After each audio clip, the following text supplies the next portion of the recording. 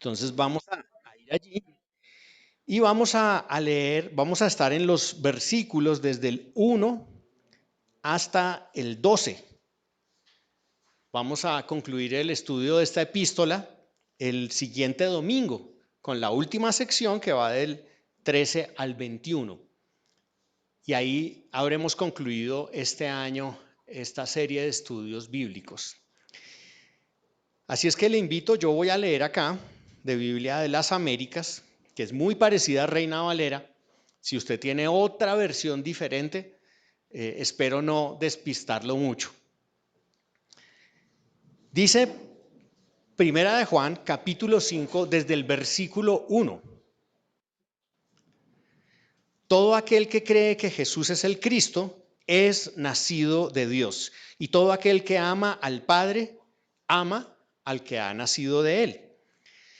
En esto sabemos que amamos a los hijos de Dios, cuando amamos a Dios y guardamos sus mandamientos. Porque este es el amor de Dios, que guardemos sus mandamientos. Y sus mandamientos no son gravosos, porque todo lo que es nacido de Dios vence al mundo. Y esta es la victoria que ha vencido al mundo, nuestra fe. ¿Y quién es el que vence al mundo, sino el que cree que Jesús es el Hijo de Dios? Versículo 6. Este es el que vino mediante agua y sangre, Jesucristo, no solo con agua, sino con agua y con sangre. Y el Espíritu es el que da testimonio, porque el Espíritu es la verdad. Porque tres son los que dan testimonio en el cielo: el Padre, el Verbo y el Espíritu Santo. Y estos tres son uno, y tres son los que dan testimonio en la tierra: el Espíritu, el agua y la sangre, y los tres concuerdan. Si recibimos el testimonio de los hombres, mayor es el testimonio de Dios, porque este es el testimonio de Dios. 2 puntos. Que Él ha dado testimonio acerca de su Hijo.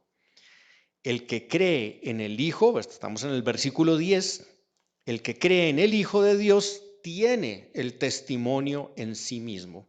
El que no cree a Dios ha hecho a Dios mentiroso, porque no ha creído en el testimonio que Dios ha dado respecto a su Hijo. Y el testimonio es este: que Dios nos ha dado vida eterna, y esta vida está en su Hijo. El que tiene al Hijo tiene la vida, y el que no tiene al Hijo de Dios no tiene la vida. Y quisiera leer de una vez el versículo 13, porque es el que le da, creo yo, significado a todo lo que acabamos de leer. Es un versículo clave en la epístola de Juan, es un versículo como para memorizar, porque describe para qué Juan escribió esta carta. Dice: estas cosas os he escrito a vosotros que creéis en el nombre del Hijo de Dios, para que sepáis que tenéis vida eterna. Ese es el mensaje central de este pasaje que acabamos de leer. Juan escribió esta carta con el propósito de establecer en la verdad y de afirmar, aún en medio de falsas enseñanzas que habían en su tiempo cuando escribió la carta, a aquellos hijos de Dios.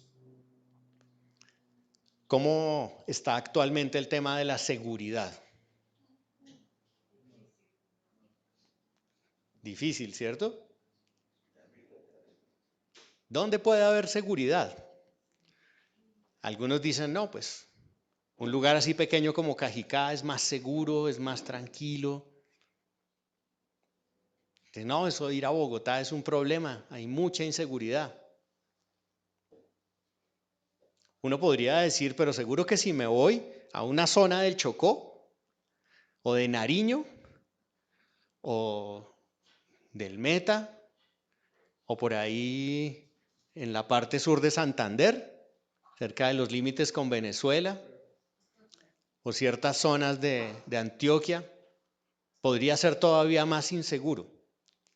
El tema de la seguridad es un tema que siempre ha estado vigente, no solamente por el orden público, sino porque nosotros como seres humanos queremos tener seguridad. ¿Qué tal sería ir en este día, por ejemplo, a Ucrania, que está en guerra con Rusia? ¿O qué tal ir a la Franja de Gaza, donde Israel está bombardeando a este otro grupo de Hamas? Sí, es posible que haya unos lugares más seguros que otros, pero muchas personas han sufrido la inseguridad, aún pensando que están en el lugar más seguro, aún en su propio hogar, en su propia casa. De pronto hasta con las personas más cercanas y más queridas que tienen. Es tan acucioso el tema de la seguridad que es un negocio.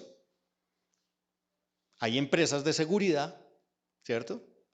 Seguro que usted en su casa tiene una cerradura así de grande, con una alarma.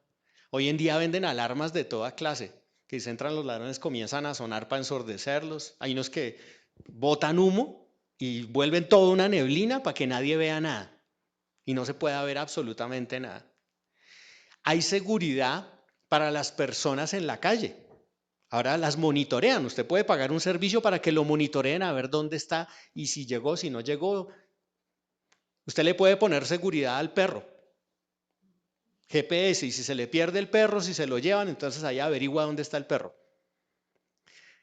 La seguridad es una necesidad del ser humano, necesita sentirse seguro. Pero este mundo no le puede dar la seguridad que necesita. Esa seguridad solamente se la puede dar Dios mismo. Por eso este versículo 13 dice que estas cosas fueron escritas a los que creen en el nombre del Hijo de Dios para que sepan, para que estén seguros de que tienen vida eterna, porque eso es lo único que le puede dar seguridad a una persona. En este pasaje, comenzando en el versículo 1, en la primera sección, se nos dice una y otra vez, pero con eso comienza en dónde está la seguridad. Dice, todo aquel que cree que Jesús es el Cristo es nacido de Dios. ¿Qué es lo que da seguridad? Ser nacido de Dios.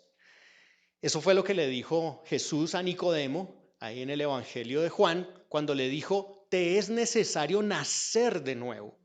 Solamente el que ha nacido de Dios está seguro. Claro, eso no quiere decir que no le vaya a pasar nada en esta vida. Lo que quiere decir es que tiene lo único que es seguro en esta vida y en la vida futura con el Señor. Porque si no es nacido de Dios, tendrá que estar apartado eternamente de Dios. Esa es la fuente de seguridad. Todo aquel que cree que Jesús es el Cristo. El Cristo es la palabra griega para Mesías. Mesías es el ungido.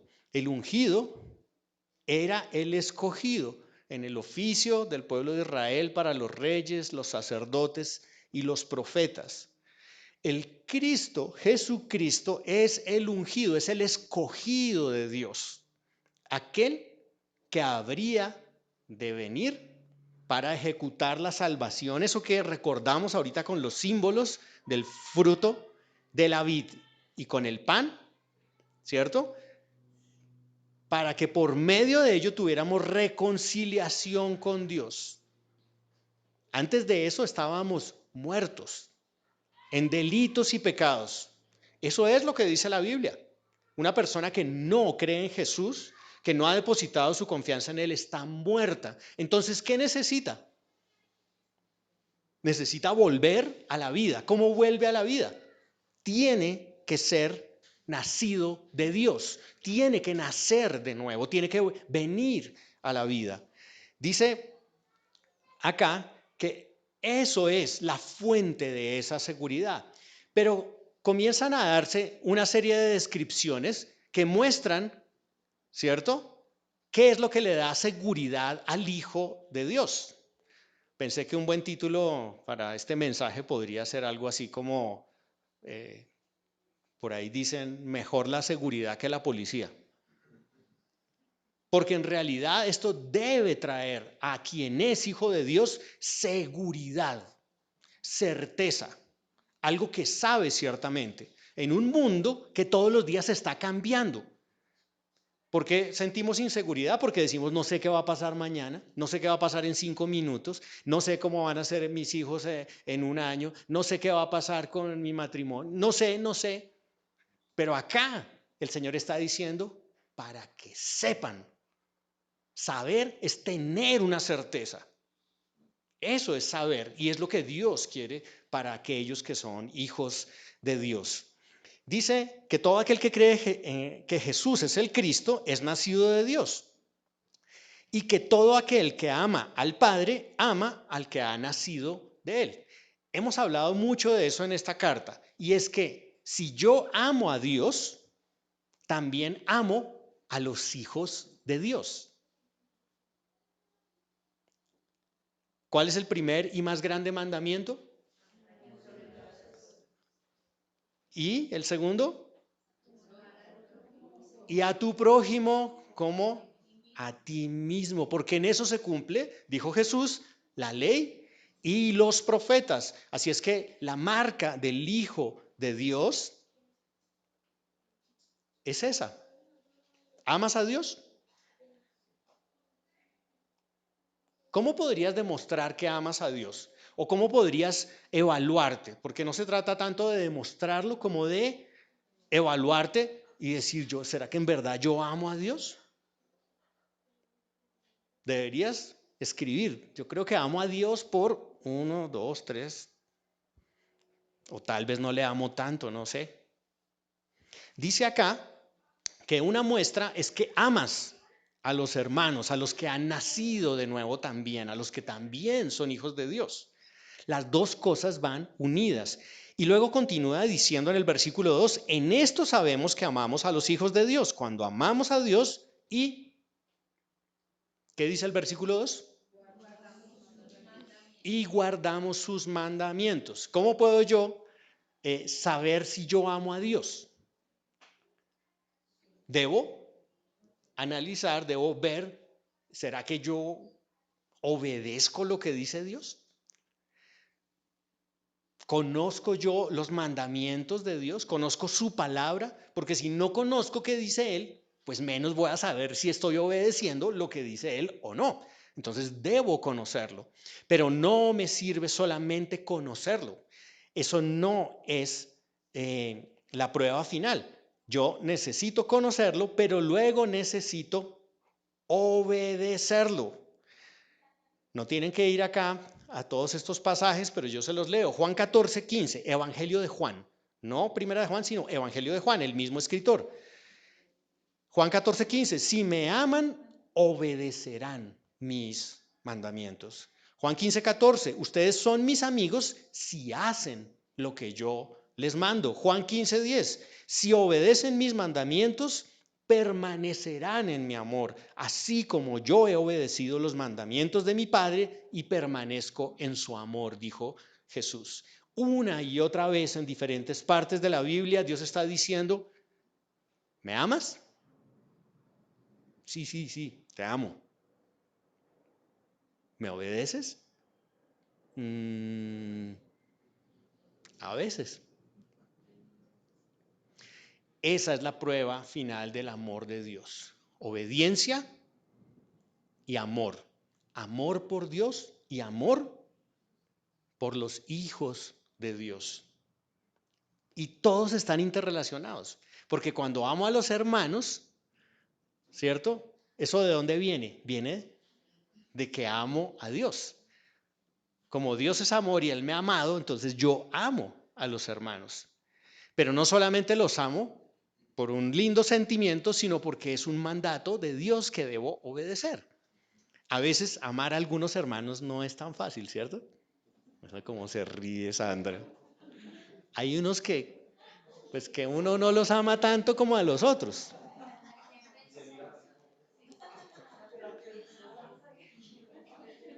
No podemos discriminar a los hermanos. Claro, yo entiendo que algunos tienen más afinidad con otros y son más amigos y tienen más temas en común, pero en la iglesia de Dios no pueden existir roscas. No importa si son personas mayores, abuelitos, no importa si son adolescentes, no importa si son hombres, si son mujeres, si son de una clase social alta, si son personas muy necesitadas, no importa, tenemos que amar a los hermanos. Por eso la palabra tantas veces dice, amaos los unos a los otros, ayudaos los unos a los otros, aconsejaos los unos a los, enseñaos los unos a los otros. Y también dice, soportaos los unos a los otros.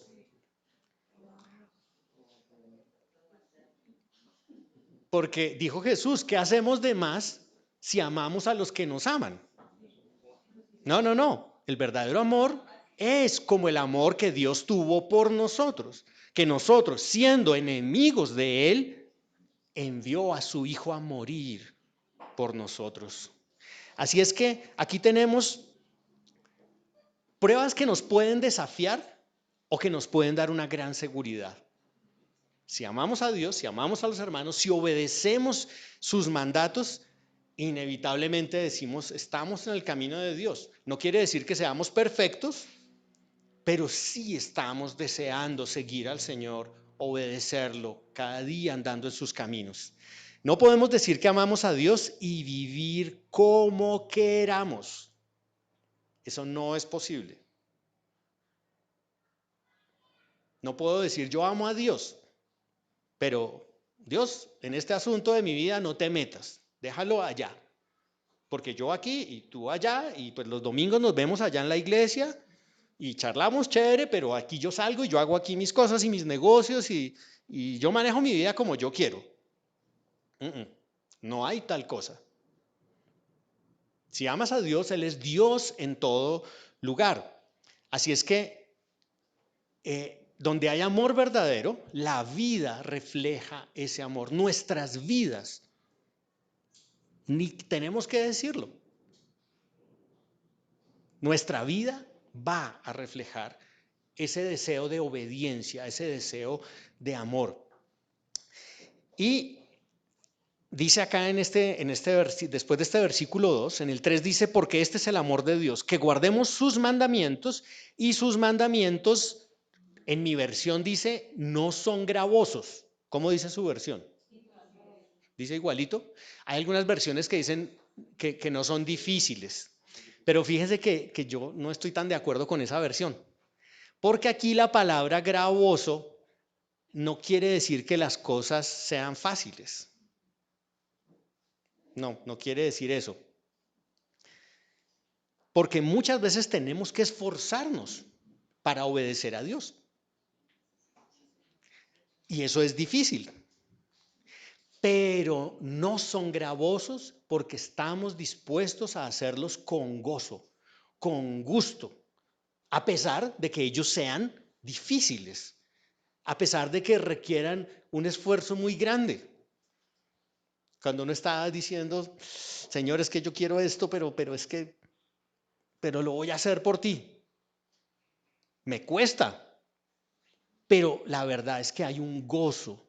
No lo estoy haciendo, ¿cómo lo puedo explicar? Con un pesar, sino estoy agradado de hacerlo. Hoy, por ejemplo, Pedrito y Ruth llegaron muy temprano acá, fueron los primeros que llegaron. Se pusieron aquí a limpiar, a colocar las sillas, a hacer todo.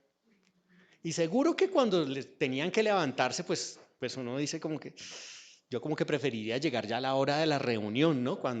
Como más chévere. Ay, pero hay que hacerlo. Ay, con gozo porque es para el Señor. Entonces me cuesta, es difícil, pero hay un gozo. A eso se refiere que no es gravoso. Es algo que no estoy haciendo en contra de mi voluntad. Es algo que aunque me cuesta, que aunque es difícil, lo estoy haciendo por el Señor. Y eso quiere decir que no es gravoso. Cualquier cosa es pequeña para el que obedece por amor. Así parezca el más grande sacrificio, se vuelve algo pequeño porque es para el Señor, eso es lo que sea. Hacemos lo que sea. Si Él murió por mí, no va a ser yo capaz de colocar unas sillas, no va a ser yo capaz de levantarme a orar, a estudiar, no va a ser yo capaz de ir a donde un hermano a tratar de ayudarle en alguna necesidad que tiene. No. Después de que Cristo murió por mí, cualquier cosa por amor es pequeña. Ahora, hemos hablado mucho de eso en toda la epístola. Si ustedes se han dado cuenta, Juan está repitiendo una y otra vez lo mismo. Amor a Dios, amor a los hermanos, obediencia. Y si lo repite es por algo. No era porque no sabía qué más. Dijo, no, pues no hay nada más que escribir. Repitamos este capítulo acá. No.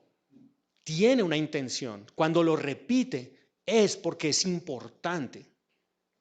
Ahora, a partir del versículo 4, tenemos esta otra marca de seguridad. Dice, porque todo lo que es nacido de Dios vence al mundo. Y esta es la victoria que ha vencido al mundo, nuestra fe.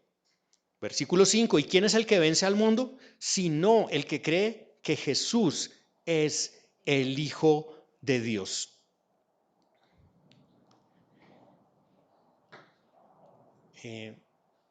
Aquí, al vencer, victoria, vencido, todas estas palabras están derivadas de una sola. Esa palabra en el original es Nike, como los tenis, como la ropa deportiva. Lo que pasa es que nos acostumbramos a decirlo en inglés, Nike o Nike. Pero los que fundaron esa empresa tomaron esa palabra de una diosa que los griegos y los romanos tenían, que era la diosa de la victoria. Y estaba asociada a los Juegos Olímpicos, a los deportes y a las guerras. Invocaban esa diosa por la victoria.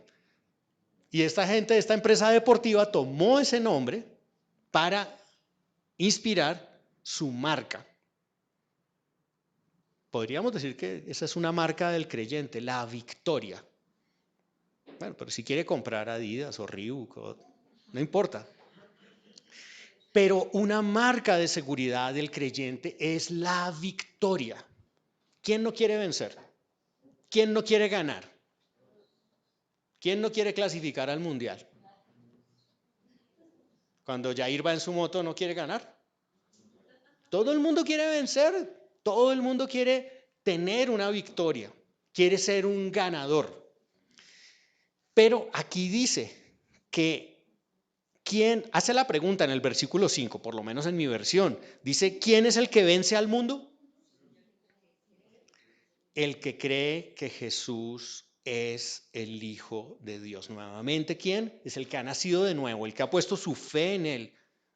Que no es simplemente creer de saber algo, sino es depositar la confianza en Él. ¿Qué es lo que vence? ¿A qué es lo que debe vencer? Al mundo, al sistema en el que vivimos que es contrario a Dios. Aunque yo pienso que esa victoria tiene un ingrediente pasado, presente y futuro. Porque Cristo Jesús venció en la cruz del Calvario. El libro de Colosenses nos dice que Él venció a Satanás y a sus huestes de maldad, a sus demonios, ahí en la cruz al morir. Así es que hay una victoria pasada, hay una victoria presente, que es la que nosotros ganamos frente a este mundo que no conoce a Dios. Ojo, porque mundo no se está refiriendo a la naturaleza, mundo no se está refiriendo a lugares geográficos, se está refiriendo al sistema, a la época en la que vivimos, a todo lo que es contrario a Dios y no le conoce. ¿Y qué es lo que hace que podamos ser victoriosos? El pasaje lo dice. A ver. Creer o la fe. Aquí dice, esta es la victoria, versículo 4, final del versículo 4, esta es la victoria que ha vencido al mundo, nuestra fe.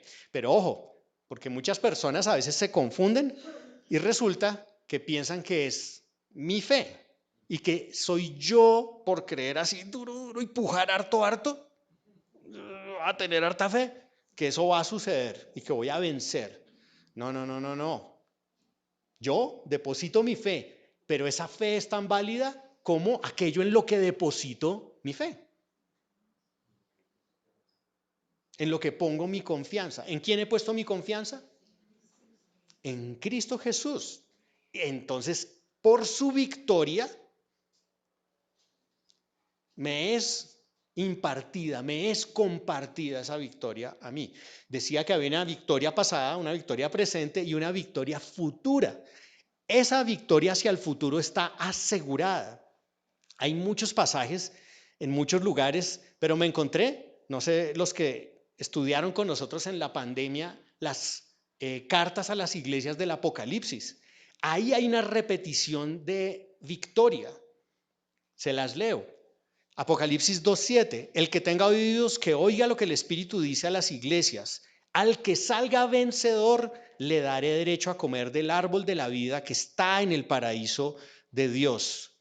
2:11. El que tenga oídos, que oiga lo que el Espíritu dice a las iglesias. El que salga vencedor no sufrirá daño alguno de la segunda muerte. El que tenga oídos, versículo 17, que oiga lo que el Espíritu dice a las iglesias. Al que salga vencedor, le daré del maná escondido y le daré también una piedrecita blanca en la que está escrito un nombre nuevo que solo conoce quien la recibe. 2:26, al que salga vencedor y cumpla mi voluntad hasta el fin, le daré autoridad sobre las naciones, así como yo la he recibido de mi Padre. Y podría seguir leyendo muchos versículos en Apocalipsis, todavía 3, que hablan de esa victoria futura que tendremos con Él. Pero, ¿qué nos da seguridad? Nos da seguridad saber que somos más que vencedores por medio de aquel que nos amó. Y si Él triunfó, nosotros también hemos triunfado. Allá en el Evangelio de Juan, ¿qué dice? En el mundo tendréis aflicción, pero hagan todo lo posible y esfuércense para que no se preocupen tanto. ¿Dice eso? ¿Qué dice? Su fe en Cristo que ha vencido es la confianza que pueden tener en un mundo que es difícil y contrario a nosotros. ¿Se han dado cuenta alguna vez lo que sucede cuando uno tiene el resultado por anticipado de un partido? Cuando alguien llega a ver un partido porque no lo ha visto y dice, vamos a ver cómo quedó el partido, a ver, digamos el de Santi, el del Barcelona. Y él siempre dice, no, no, no, no me van a decir cómo quedó el partido porque yo quiero ver el partido del partido. Pero yo que ya sé el resultado.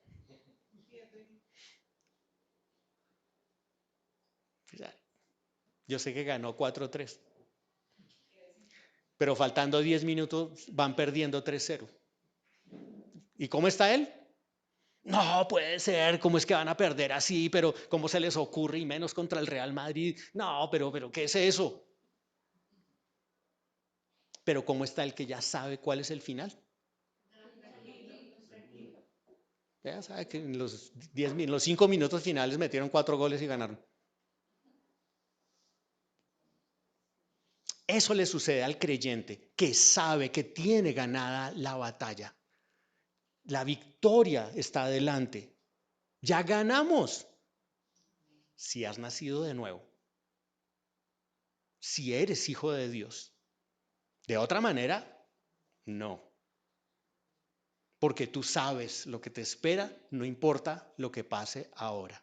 Y no te desesperas en esta vida presente porque ya sabes quién ganó, ya sabes cuál es el resultado. Satanás es como sucede en las historias que uno lee de misioneros, que se les mete una culebra de esas a la casa que es enorme y salen corriendo todos y viene por ahí algún indígena y llega y le corta la cabeza a la culebra y les dice, tiene que esperarse un ratico porque ella todavía no sabe que se murió y va a saltar para todos lados. Así como cuando dice también que le quitan la cabeza a una gallina y que sale corriendo por todos lados, tampoco sabe que ha muerto. Así es Satanás. Está vencido, está muerto, ya perdió, pero sigue pataleando y sigue tratando de dar problemas y resistiéndose. Pero nosotros sabemos cuál es su final. ¿Qué estamos diciendo? Que tenemos seguridad, ¿cierto? Al ver que amamos a Dios, amamos a los hermanos y obedecemos los mandamientos de Dios, tenemos seguridad por medio de la fe en Cristo, al saber que somos más que vencedores por medio de aquel que nos amó. ¿Qué nos va a ganar? ¿La muerte? Lea primera a los Corintios 15. Oh muerte, ¿dónde está tu victoria? La muerte ha sido sorbida, ha sido vencida. Así es que ni la muerte puede vencernos. Aunque sea un camino doloroso, no debemos temerle, porque el Señor Jesús quiere que donde Él está, estemos nosotros. Y allí debemos llegar. Pero ni siquiera eso puede traer una derrota. Así es que debemos vivir en esa seguridad. Este pasaje, desde el versículo 6, comienza a repetir una palabra. ¿Qué palabra es?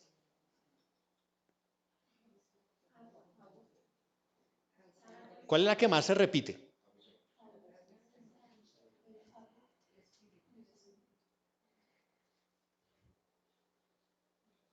Por eso les aconsejo que siempre antes de venir lean el pasaje de turno para este día, porque esto es muy corto tiempo para poder abarcarlo todo. Y usted ya va a venir con mucho de ese pasaje en su mente y en su corazón. ¿Quedó de tarea? ¿Cuál? Mírenlo. David, ¿cierto? Yo sí me acuerdo. David. Esa es la palabra que más se repite. Testimonio. En mi versión aparece 9 veces. 9 veces. Y lo leímos ahorita.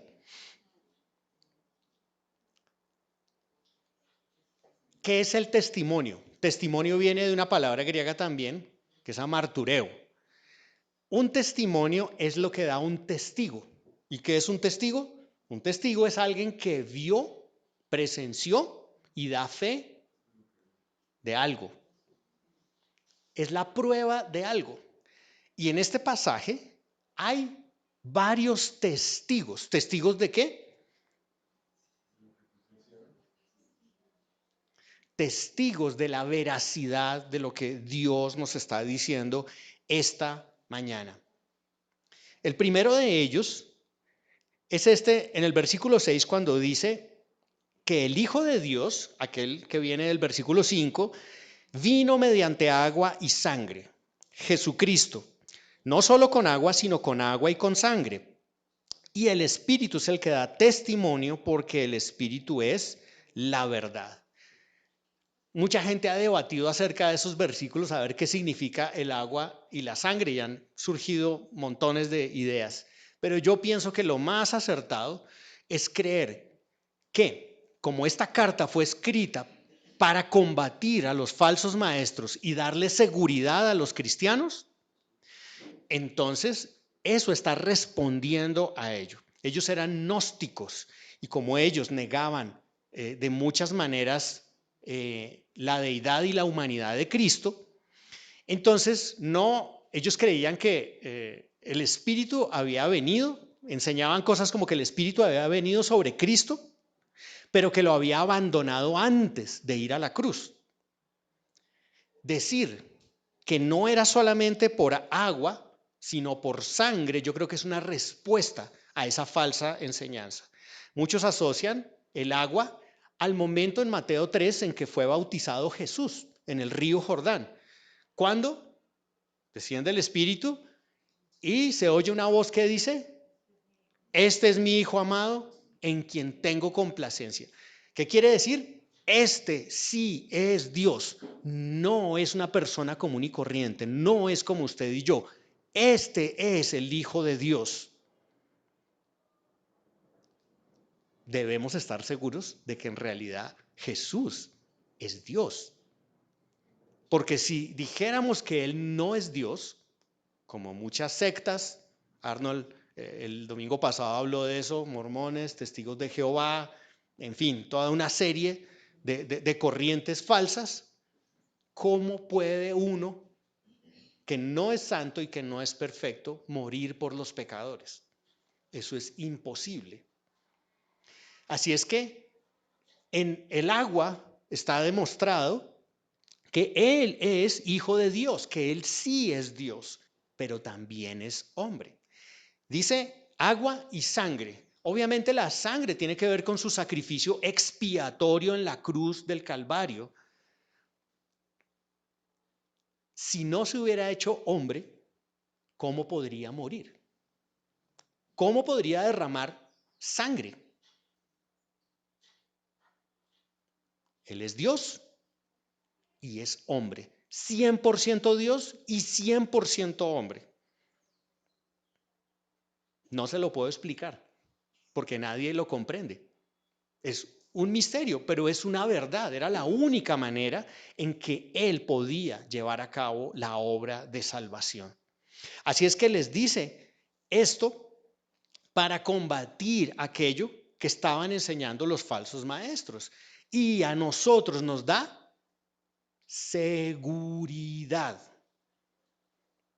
Porque cuando usted comienza a pensar que Jesús es solamente un buen hombre, que tenía buenos pensamientos, que daba buenas enseñanzas, pero era un hombre, ahí comienza a tener inseguridad. O cuando comienza a pensar que Jesús era como un espíritu, un holograma nada más, y lo que sucedió ahí en la cruz, como que no fue muy cierto. No, tiene que ser con agua y sangre, porque eso le da verdad a lo que nosotros creemos. Luego más adelante viene otro testigo. ¿Cuál es el otro testigo? El Espíritu. El Espíritu es el que da testimonio porque el Espíritu es la verdad. El Espíritu fue dado a nuestras vidas para recordarnos todo lo que Jesús dijo, para enseñarnos y para darnos testimonio. Eso es una seguridad interna. Puede ser subjetiva, mientras que la otra es un hecho objetivo. Que Jesús nació, que es lo que celebramos en la Navidad, y que Jesús murió en la cruz es un hecho objetivo.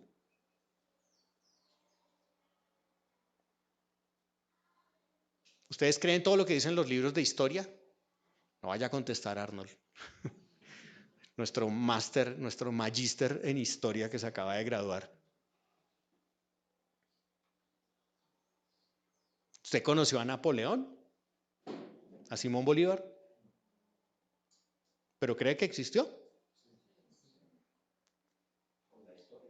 La Biblia tiene el registro más fiable, más confiable, arqueológicamente hablando, textualmente hablando, históricamente hablando, de que lo que estamos diciendo en la Biblia es cierto.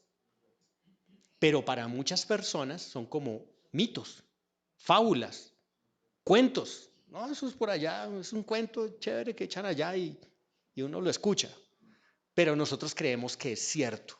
Porque si no creyéramos que eso no fuera cierto, como dijo Pablo, apague y vámonos. Porque entonces, ¿en qué está depositada nuestra fe? ¿Ah? Así es que tenemos acá tres testigos: agua, sangre y el Espíritu que internamente nos da la seguridad, la convicción y nos enseña todo el registro, todo el testimonio que está en la palabra.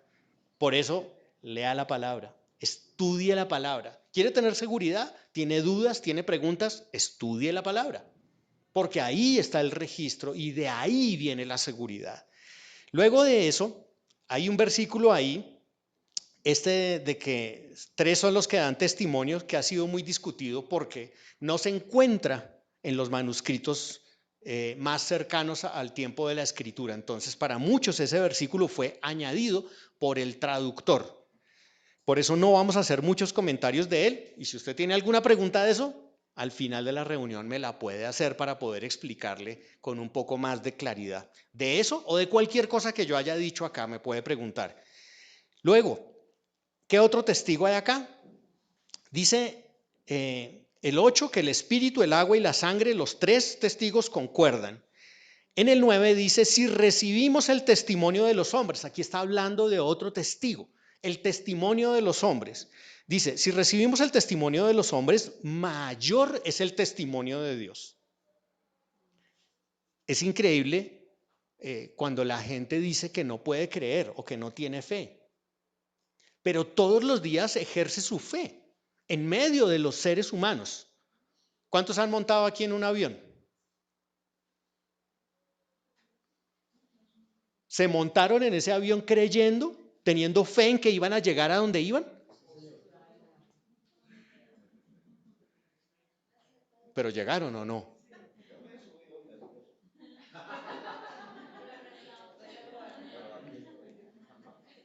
Usted todos los días sale a trabajar. ¿Por qué sale? Porque cree que va a ejecutar una labor, que va a llegar al sitio donde va. Hacemos muchas cosas por la fe en el día a día, porque creemos que nos están esperando sin que nosotros podamos aseverarlo. Vivimos esa fe en medio de los hombres. Yo diría que aquí se está refiriendo a ese testimonio de los hombres. Pero cuando se trata de tener fe en Jesucristo, no, ahí sí no. Vivimos por fe, pero no somos capaces de decir que tenemos fe en un Dios vivo que nos creó, que nos ama, que nos salvó, que envió a su Hijo a morir por nosotros. Así es que dice, si recibimos el testimonio de los hombres, si usted en medio de esta sociedad humana que vive hace tantos actos de fe, ¿cierto? ¿Cómo es que no cree el testimonio de Dios acerca de su Hijo? Si Dios lo está diciendo aquí de tapa a tapa. Créalo. La gente no cree porque no pueda, no cree porque no quiere creer, porque no quiere creer. Pero si usted quiere creer, vaya a las Escrituras y hable con Dios, que Él le dé su testimonio y usted tendrá que decidir creer en Él. Dice el versículo 10 que el que no cree a Dios ha hecho a Dios mentiroso. Cada vez que hay un acto de incredulidad en nuestras vidas, de desobediencia, de pecado, ¿qué estamos diciendo? Hice lo contrario a lo que Dios decía. No te creo. Eso que tú estás diciendo, Dios, no es cierto. Yo lo voy a hacer a mi manera. ¿Qué estoy diciendo? Eres un mentiroso. Desde el principio, en el jardín, con Adán y Eva, ¿qué sucedió? No le creyeron a Dios. Él les dijo, mire, tienen todo esto aquí, pueden hacer lo que quieran, solamente no pueden hacer una cosa. No pueden comer del fruto del árbol. Pero se veía tan bueno, tan apetitoso. Y la serpiente nos dijo que es que Dios no quería que nosotros fuésemos, o sea, que nos quería quitar eso tan chévere que era. ¿Qué estaban diciendo? Dios, nos dijiste mentiras. Vamos a hacer lo que esta serpiente dice o lo que nosotros pensamos. Cada vez que no le creemos, le hacemos mentiroso. Esa es la realidad. Llegando al final de este pasaje, debemos decir que el testimonio es este, que Dios nos ha dado vida eterna. ¿Y esta vida en dónde está? ¿En la ciencia? ¿En la economía? ¿Ya sea en la filosofía o en la psicología? ¿En el dinero? La vida está en Cristo Jesús, únicamente en Cristo Jesús y nada más. Dos que se volaron, se cansaron. Un aplauso a ustedes por haber persistido hasta el final de este pasaje.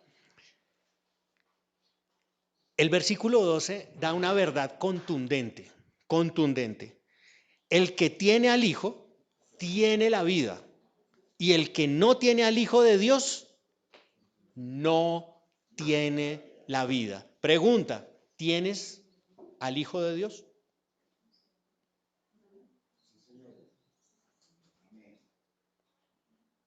Siempre recuerdo la pregunta que le hicieron a una muchacha y le preguntaron si estaba embarazada.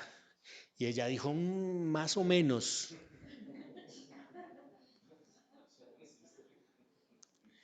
De la misma manera, tampoco existe que yo como que tengo al Hijo y no tengo al Hijo. O se tiene o no se tiene. Y eso sí es absoluto. Si no has depositado tu fe en Cristo para tu salvación, te digo que estás en peligro de ir a la condenación eterna y estar separado para siempre de Dios. Decídete hoy a entregar tu vida, a reconocer tu pecado, humillarte ante Dios, venir a Él y ejercer tu fe, creer. Tu fe será alimentada por la palabra. Ahí están las respuestas a tus preguntas. Cree en el Señor Jesucristo y serás salvo. Padre, queremos dar gracias esta mañana por tu palabra y queremos reconocer que pues vivir con dudas no es algo agradable. Pensar que un día algo es cierto y al otro día puede ser falso es un temor que nos hace titubear. Como dicen popularmente, nos hace patinar, Señor, y como que no sabemos qué es lo que creemos. Pero qué gran gozo hay en estar seguros en ti. Más allá de lo que pase, Señor, somos más que vencedores por medio de tu amor con el cual entregaste tu vida en la cruz por nosotros. Gracias por darnos esta seguridad de que somos más que vencedores y de que podemos vencer a este mundo por medio de la fe en ti, de creer tus palabras, de obedecerlas. Sabemos que no podemos ser perfectos, pero sí podemos estar dispuestos, que nuestros corazones estén dispuestos, Señor, a combatir contra el pecado, a ser obedientes a ti, por amor, Señor. No queremos ser legalistas, no queremos comenzar a hacer una lista de cosas que cumplir, que se pueden hacer o no se pueden hacer. Pero oramos que por tu Espíritu pongas en nuestros corazones qué debemos hacer, qué decisiones tomar, cómo vivir. Y entregando nuestra vida a ti, estar seguros en ti. Qué gran consuelo, Señor. No importa lo que pase en esta vida, sabemos que tenemos una vida contigo. Gloria a ti, Señor. Te alabamos en esta mañana. Tu amor inunda nuestros corazones. Que esta palabra llene, Señor, los corazones de tu iglesia. Te pido en el nombre de Cristo Jesús.